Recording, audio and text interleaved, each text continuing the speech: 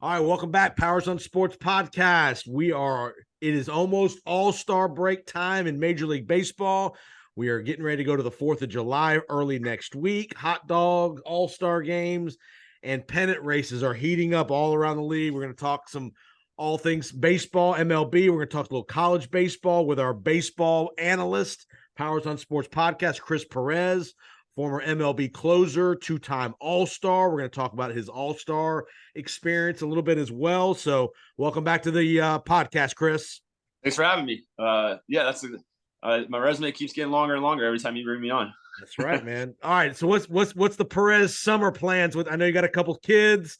What's summer life for the Perezes in the state of Florida this time of year?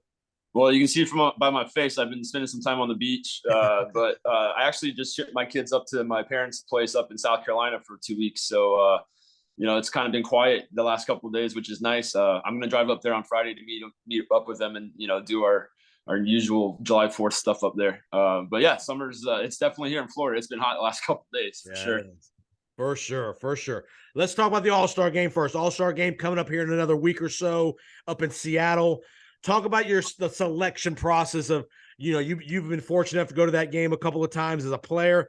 How does the league inform you, hey, you made it? Is it a team thing? Is it an MLB thing? How's that whole process work of letting you know you're a freaking all-star, man? Well, actually, my two experiences getting selected were a little different. My first time, I was actually away from the team because my grandma had passed away, and I was busy with her funeral and everything. And then when I was flying back, and I think the team was in Cincinnati, I was meeting up with them on a Sunday. I think it broke like all over. I think ESPN had their selection show, and it had broke while I was in the air. So when I landed, this is before I didn't have Wi-Fi on the plane. When I landed, my phone was blowing up. Congratulations and everything. The second year, they actually sent an envelope, like a nice invitation with like a gold envelope, for Major League Baseball to the team. And then we were in Baltimore, and the press secretary comes down and calls me over and hands me the envelope. So that's a pretty good idea that you made it once you get that. The second time was a lot more fun because the guys were all around, and it was a good experience. But I think every team does it a little different. I don't know if some guys might just get it in their locker, or I don't really know how the other teams did it, but that's what happened for me. Talk about the experience of actually getting to the city on that Monday, interacting with whether it's the fans and the other guys that are around the league that maybe you don't see very often, and just being in that room of guys that are having great years that particular year. I think a lot of it if you've been married, you can kind of parlay it into like a wedding experience. Like you're in and you're out, you're meeting everybody. You're going this way for pictures. You're going this way for an interview. You're going, home run derbies over here. It's so much stuff going on that while you're in the moment, you don't really get to sit back and be like, oh my God, like I'm in the room with, the best players that are playing baseball.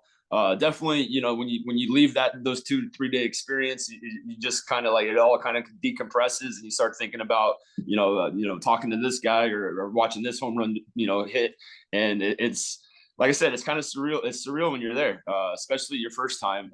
Some of these guys go every year, and it's just probably more of a hindrance because they would rather have the days off. But right. It's a whirlwind. I mean, you're flying out, usually you have a Sunday day game and you're flying out right after the game to go to wherever the All-Star event is. And there's usually like a welcome dinner that night. It's just, it's all planned out. It's all top, MLB does a first class experience. And then you're worried about getting your parents there and friends and tickets. And I think the game is kind of last on your mind, actually, like having to perform in the All-Star game.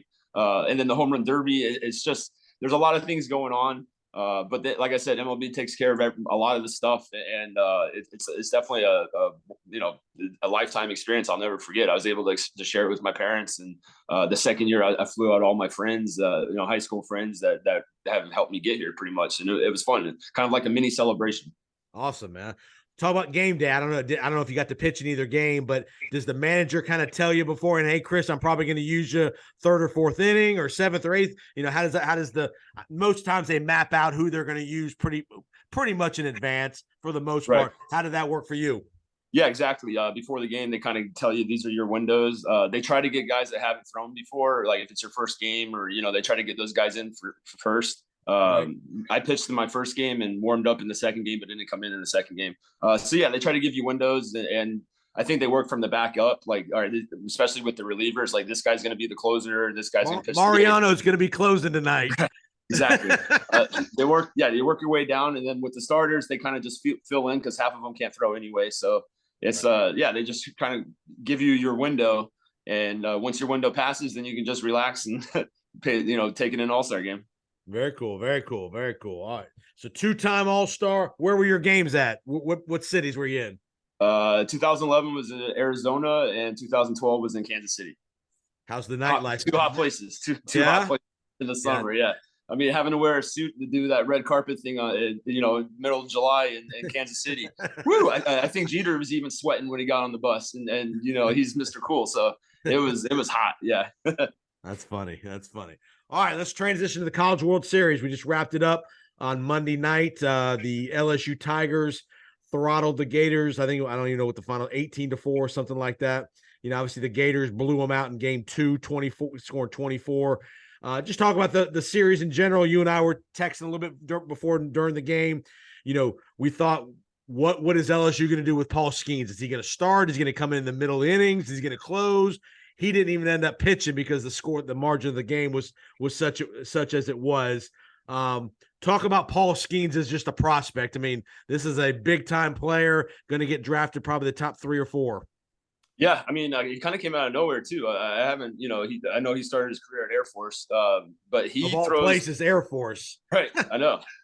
He from a college standpoint, he is the most polished guy I've seen. I know Pryor and some guys like that, coming up, Strasburg for sure, but he throws such easy gas. Like, it doesn't even look like he's trying to throw at 98, 99, and it just comes out. Sometimes it cuts, and then his off speed and his demeanor, like, he's a bona fide major league ace without the experience, obviously. But I mean, he's a beast on the mound. He's like 6'6".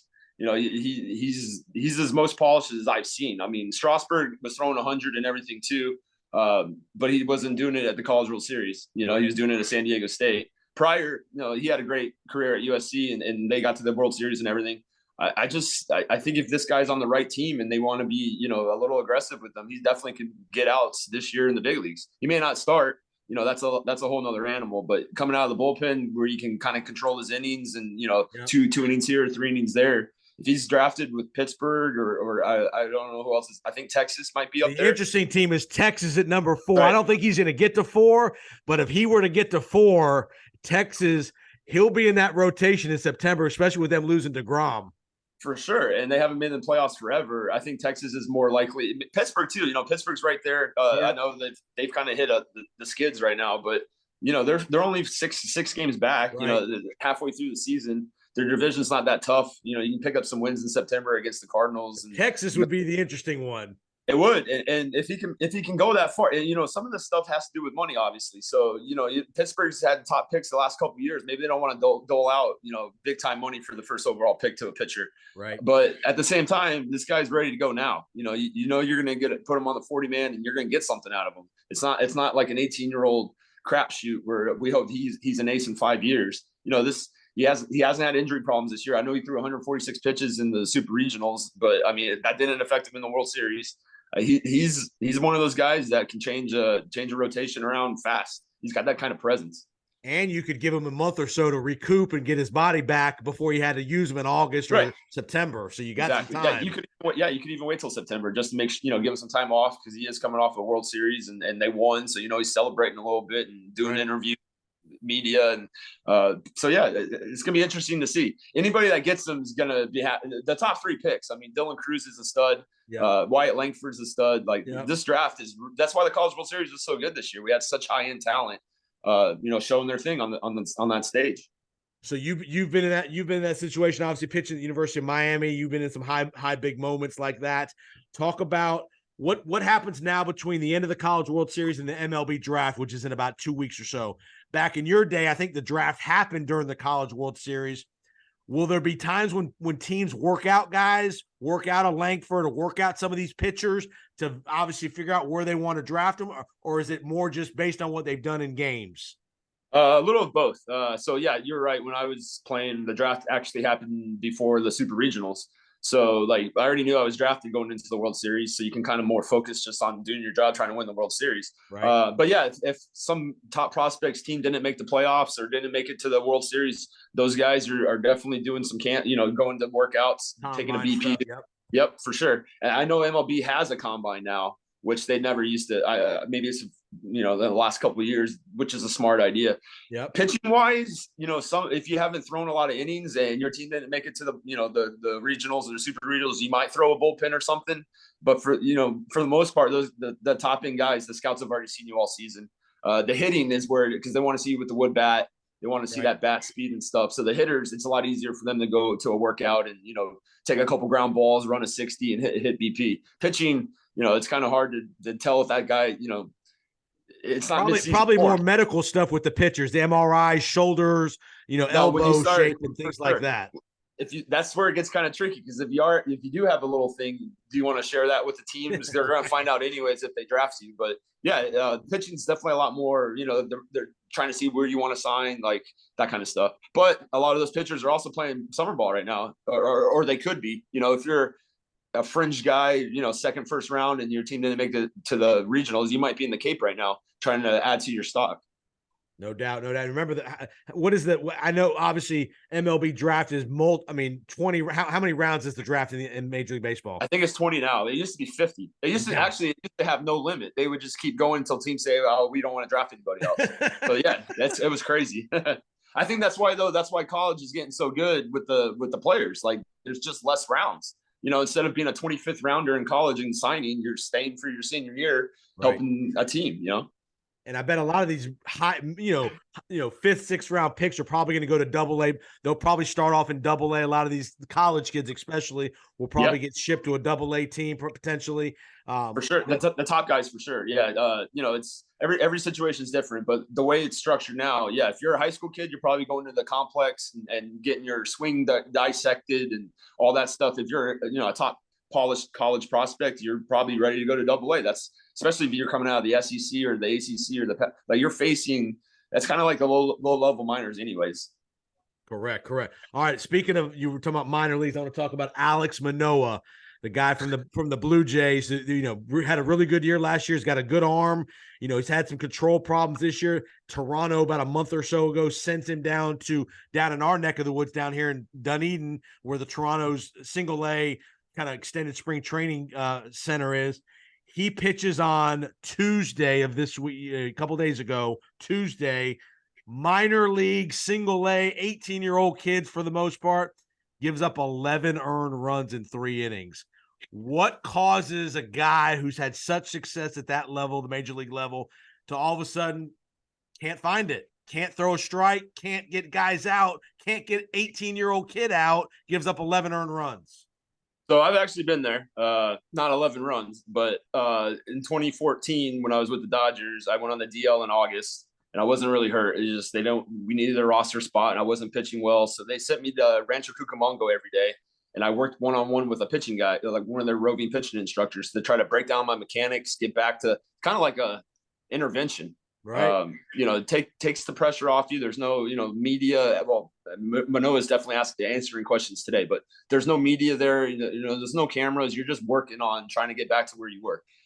It sounds like that's where he's at. To shut him down. For me, it was more mental and like anxiety driven than it was physical. It all adds to each other. Like you have a couple bad outings, you try to tweak stuff, and then you get hit hard and you're not the same pitcher that you've been the last 4, 5, 6 years. And I think that's where he is. If he's not physically hurt, I think he's at a mental spot where he has lost confidence. Like I said, the anxiety, you fear going on that mound, and it affects your pitches. The best pitches, there's no way to quantify it, not even with the sabermetric stuff, is when you have total confidence and you're finishing off your pitch with confidence and it has extra oomph on it, like an extra, it just has extra life. When you're anxious and you're trying to feel your way through and not make mistakes and not give up home runs and not walk people, you're timid and you're not aggressive and your pitches don't finish the same, and hitters see that. So I think it's a little bit of that, all of that combined. Giving up the 11 runs, I don't put anything into it, just because he may have been working on throwing 4-seam fastballs right down the middle. Just like, you don't know what he's working on. Blue Jays sent him down there, and they're not telling him, hey, we need you to pitch well to win this 8-ball game. They're saying, we need you to work on this to get back to where you were. And throw 50 or 60 pitches or whatever the number was. Get your number, right. And maybe he was trying a new grip. Maybe, like, I don't put too much on it. Obviously, it's not great. But that I think that's where it is. You know, sometimes the infielders get the yips and they can't, you know, Chuck Knobloch got it, all-star second baseman, one of the best players in the league. Steve Sachs back in the day. Steve Sachs, like, it just happens. And Keel couldn't throw a curveball. You know, he melted down on the pitching mound. So yeah, it happens. Hopefully for him, you know, he can just take it as the process. You know, for me, I remember that coming back from my whole like intervention, I was doing rehab, you know, games with Rancho Cucamonga, high A in the California League, a 2-time All-Star facing 18, 19, 20-year-olds, right? And once I started the game, I gave up 7 runs in the first inning. And I swear, like, only one ball was hit hard. It was just like the craziest stuff, like a bleeder over first base, broken bat over third. It was just terrible. But I had to keep it in mind. This was part of my process, just to get my pitches, you know, and then 2 weeks later, I was in the big leagues again. So, you know, it's rough to see, but I think he's young enough and he's had past success that hopefully it's just a little blip. And the scary part is Toronto needs him. I mean, that adds to it too. That adds to it too. You know, you got the outside pressure of I'm letting my team down. You know, last year I was pretty much the ace, and now I can't get A-ballers out. Like, it just adds on to the anxiety and try to do too much. It's like a vicious cycle. I would have a hard time believing he's going to contribute to the major league roster this year. But you know better than I do how that is mentally for you guys that are so used to being dominant and getting guys out and all that. And even weirder, probably, I would think, for a starter more than a reliever, because as a reliever, you know, you're only in there for 25, 30 pitches, where a starter, you got to be able to do it for 75 to 100 pitches for sure, in order to get over that hurdle of being able to do it that long. Especially he could have one good inning, and then you're worried about, okay, well, is it going to pop up next inning? Whereas a reliever, you're like, all right, I have one good inning. All right, man, I'm done. Yeah. So yeah, it's a lot harder for a starter for sure. You might see him come back as a reliever, you know, just to get, you know, you might, I don't know. That's true. No, that's a great point. As the trading deadline approaches, you know, when you're in a locker room, whether you're on a good team or a bad team, or you're a guy that's maybe being targeted around the league by people, how does that get into your head of, hey, I might be getting traded. Our team's maybe not doing really well, and I might be getting traded somewhere to go be the closer for a contending team. How does that thought process happen for you? Man, so when I actually got traded, but I had no idea like I was even being thought of to be traded. So like that was in my second year, so that was nice. As going back to like the team dynamic, especially when I was with Cleveland, you know, every year we'd always be right kind of there, not in first place, but not like out of first place. So some years we made some trades. I remember one year we got Ubaldo Jimenez at the trade deadline, and at the time that was a big pickup for us. Like, it just gives your team a shot in the arm, and you're like, all right, you know, front office has a little more you know, confidence in us, and we obviously get a better player, and let's do it. A team like Cincinnati, who's really playing well right now, but they need some pitching, or they don't need any offense, but they need some pitching help. So they make, you know, you trade one prospect and you get a, you know, kind of like a mid-level starter, and you're like, all right, here we go. We got, you know, we've upgraded a little bit, and our division's right there. It just gives you a good, gives you some good mojo for, you know, for however long the whole deadline is. On the flip side, if you don't make that deal, you know, you could take it two ways. If you're one of the guys that was going to get replaced, maybe you're like, all right, you know, I have time to try to turn it around and help this team win. And if you're one of the leaders and you're like, dang, you know, we could have used this guy or that guy. Everybody sees the rumors. It's fun. It's fun to, you know, think about getting an all-star third baseman and, you know, plugging them into your lineup, and or whoever it is, an ace or you know, a new closer or something. But again, the older you are in the game, the more you've been around, it's just noise, right? Every game you have to. There's always something you can worry about. And you get to a point where you're like, all right, I'm just gonna play. You know, I mean, if I get traded, great. If I don't, you know, is it really going to affect my career? No. So let's do my job, and whatever happens, happens. But it definitely gives teams, definitely gives you a boost. There's no way it can't. An interesting thing for me is obviously the trade deadline is not till the end of July. It's which one of these contending teams is going to make the first move for a good player. You know, I think the last couple of years has been like that, because the extra wild card spots give so many teams hope. That, you know, and the last two World Series champions, I mean, not last year, but the Braves and the Phillies that got to the World Series, they came out of nowhere in September. So if they would have sold in July, like the Braves bought in July that year, and they got a whole new outfield, and they made it to the World Series and won it. Like it's a tough, like the Red Sox are sitting there, right? Last place in the East. If they were in the AL Central, they would be in first place. Like, do you pull the plug on this season? Will the fans allow you to? Those are tough decisions, and that's why they get paid money.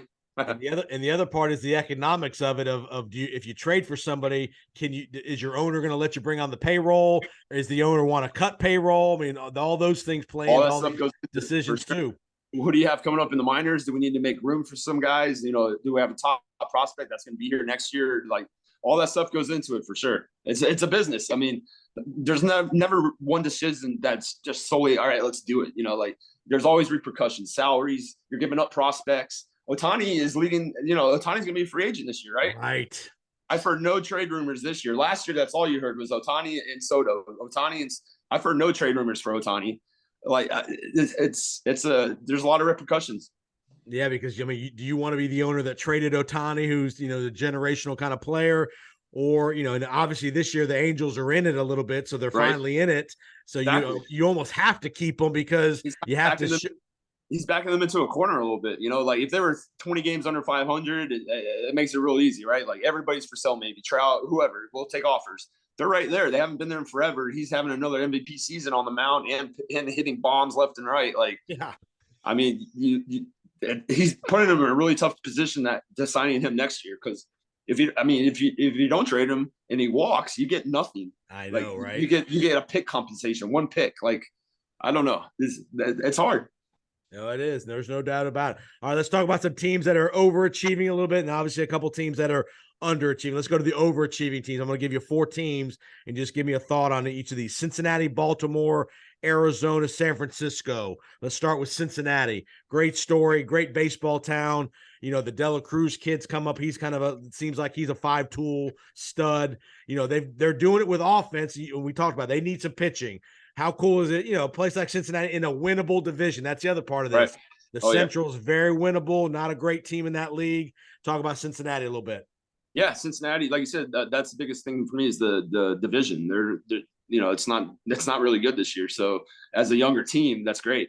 And they're in a position, it may sound crazy, but you trade somebody like Jonathan India away and get a starting pitcher that's going to help you. Like they have plenty of offense. Votto just came back. McLean's called up. Ellie's there. They have plenty of offense. Spencer Steer's had a great start. India's getting to that age where you're going to have to start paying him. And, he could help another contender that might have too much pitching, like the Rays maybe or somebody. Right. And, that's where you kind of addition by subtraction. You don't want to lose India, but you have a lot of hitting. You need pitching. That's where, you make that one little trade, and now you're on the Cincinnati Reds. Like, all right, here we go, boys. We got our ace. Let's just do it, because they got a great closer. They just need some setup guys and a starter or two. And they're fun to watch, and they're young. And these guys have been playing in the minors a couple years together. Ellie and McLean and all them. They have some mojo. Like there is something to say about playing with guys for a couple years. It's just you build on each other. It's fun to watch. Baltimore's the same way right now. No, you're right. I mean, in the mentality of cities like that haven't been in a while, you almost have to go for it, don't you? If you're the GM. When you have a year like this that's winnable, you got to go for it. I mean, if you don't, I don't know how the fans can look at you in the face and listen to anything you say again. Like, this is what you've been building up for. Why not go all in? Like Baltimore's in a little different situation. You don't want to sell the farm for one shot at a wild card because that division's so tough. They're building it the right way. They got some young pitchers that are throwing well. Their bullpen's good. Their hitters are obviously mashing. So they're doing the right way. But even them can add a piece here, a piece there, a bullpen guy. You can never have too many bullpen guys. And they've stayed relatively healthy too. That's a big part too. And you got the 2 teams out west, Arizona, San Francisco. Most people didn't think they were going to be in the mix. Everybody thought LA and San Diego were going to be the teams. Again, San Francisco always kind of goes for it. I'll give them credit. They're a big market payroll. They're not afraid to make a move. But a team like Arizona, again, like you said, young, got a lot of young guys, got a lot of they're building together. Yeah. They're playing great. That's a tough division. The Dodgers and the Padres aren't going anywhere. They're talented. And, you got the upstart Arizona. The only team down that stinks is the Rockies. So, I mean, Arizona, they have an ace. Gallen's a great pitcher. He pitched again last night against the Rays. He's been there for a couple of years. I think he's ready to do some playoff stuff. And then they're hitting. Corbin Carroll's been carrying them, but they have Kettle Marte and they got some guys. Giants, I don't know how they do it every year. I know their ballpark is really pitcher friendly, and that helps with the mentality and being aggressive and everything. But they just play fundamental baseball always. They move the runner up, they catch the ball, they play good defense, they bunt. Their bullpen's always matched up well since Bochy's been there. And now with Texas. Who's the Kapler? Gabe there Kapler, now. Gabe Kapler. So they just play fundamental baseball, and like I said, that home field advantage, like as a pitching staff, you come back off the road or back home in San Francisco, little cooler at night, little colder at night. It's harder to hit for sure, and that's why they always play close games, 4-3, 5-2. It's always close games in San Francisco, and you do that year in year out. You tend to learn how to win those games. Yeah, no doubt about it. So it's gonna come down the wire, I think, because I don't think any team's gonna run away with it. Dodgers are kind of in a rebuilding year for them. They've had some injuries on the mound. Yeah. Padres, they're kind of like the all-star team put together. That I don't think they have a lot of chemistry. But they could get hot. They have talent, and that's all it takes. I mean, Soto and Machado and Grisham get hot for a month or two, and then you got Darvish and Musgrove pitch like aces. They look totally different. What's the thought in a locker room when you're on a good team, but you're just not playing worth a flip? I mean, when you're 80 games in and you're just a team like the Padres, so many high-priced guys, pitchers, hitters, they got it all. They just, for whatever reason, like you said, the chemistry isn't there. I don't know if they don't like each other. Who knows? They don't seem to do the grimy things like the Giants do. They don't take the extra base. They're not willing to bunt, things like that. How do you get out of that funk if you're in a locker room like that? If you're that talented, you just kind of stay the course. They're not out of it yet, right? They can still get hot. When I was with the Dodgers in 2014, I think it was around mid-June, we were in like third place, just kind of like going through the motions. We had a team meeting, and Don Mattingly kind of chewed us out, and we were a highly veteran team, and you just kind of keep going about your business and hoping that you can catch, get hot.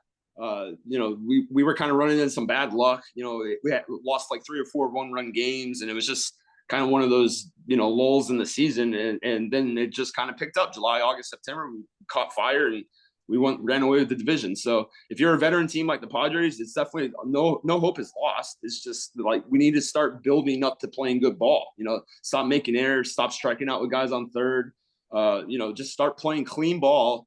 And then you look at the pitching staff and be like, all right, guys, let's go. Like, we need you guys to carry us, you just try to not panic. When you're a younger team, you don't have that experience. You don't have that track record. You don't have, Manny Machado's been in the big leagues 10, 11 years. He knows what to do in the second half, how his body's going to be.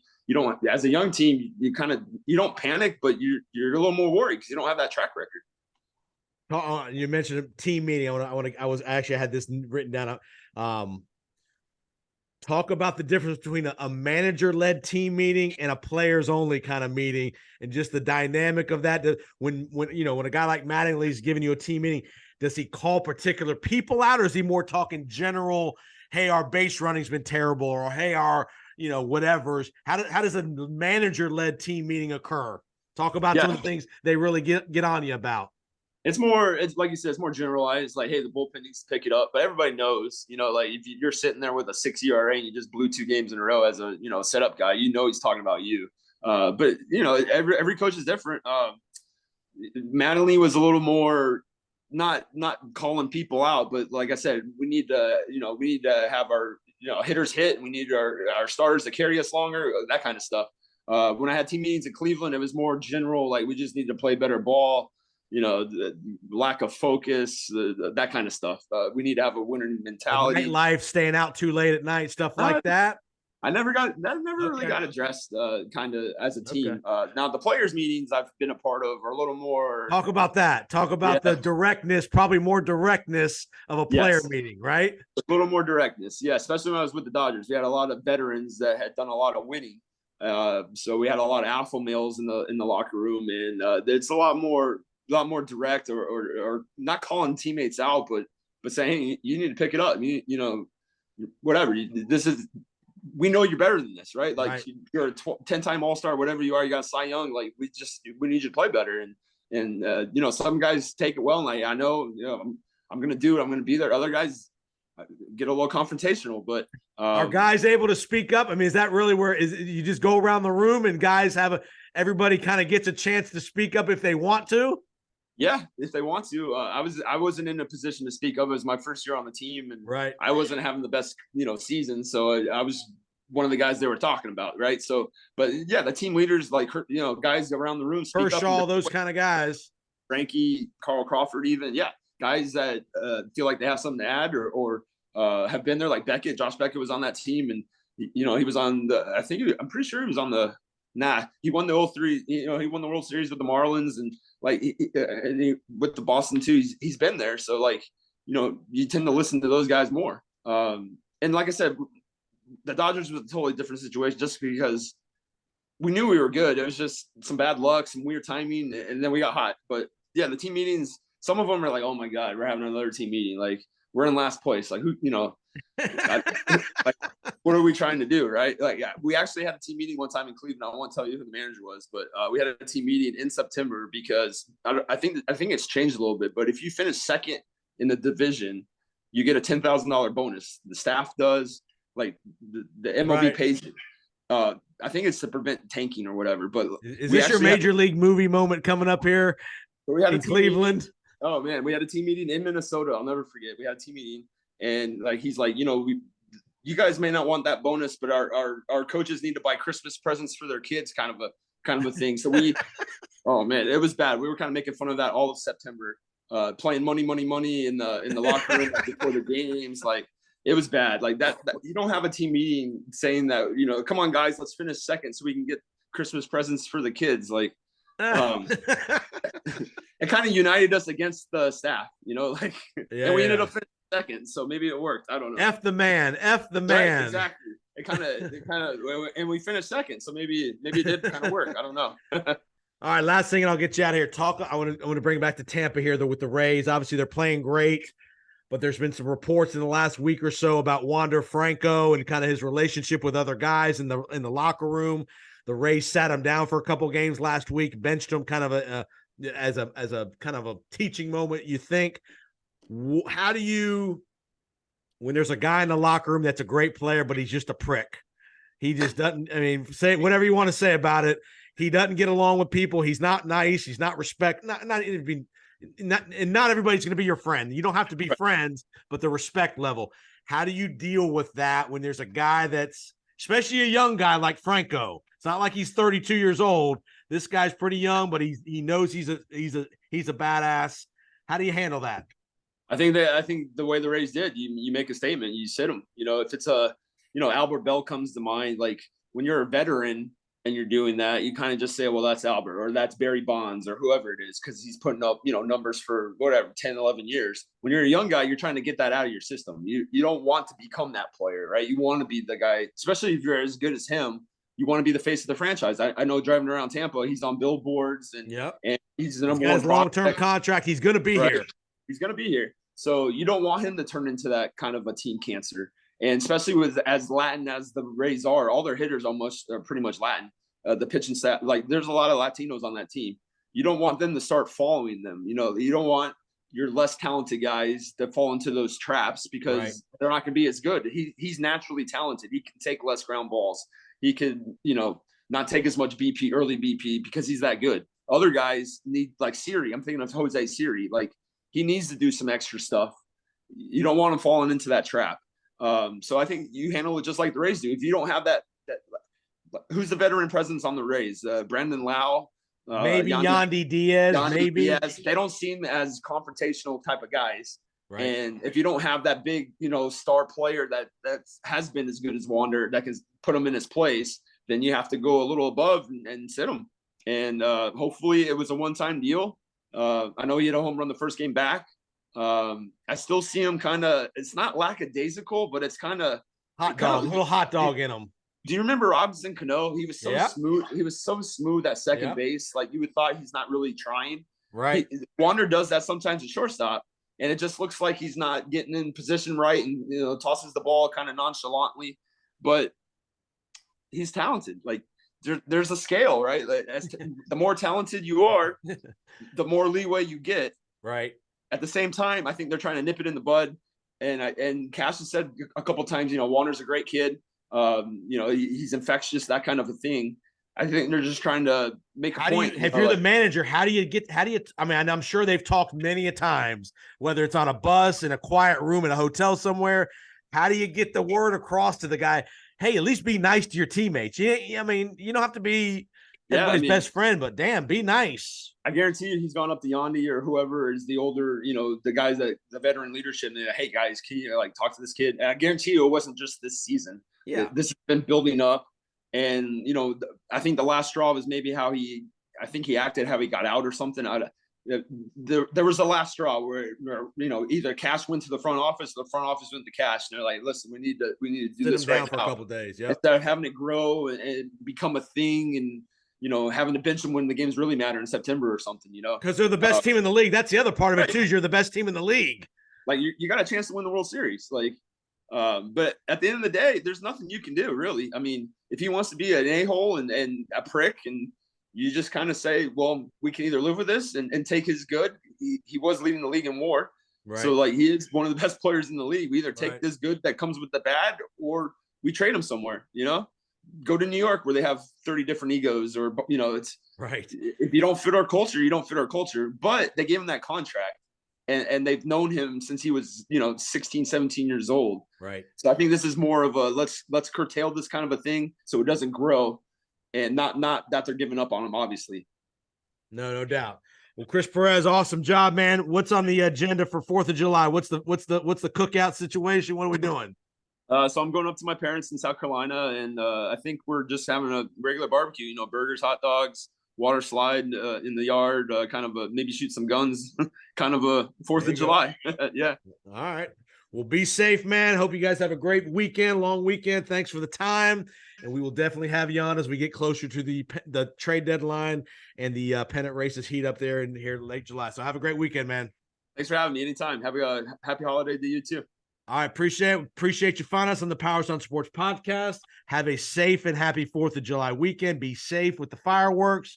Please don't be blowing off your fingers and all that stuff, and be careful about the people around you with all that stuff as well. So have a great week. We'll see you next time.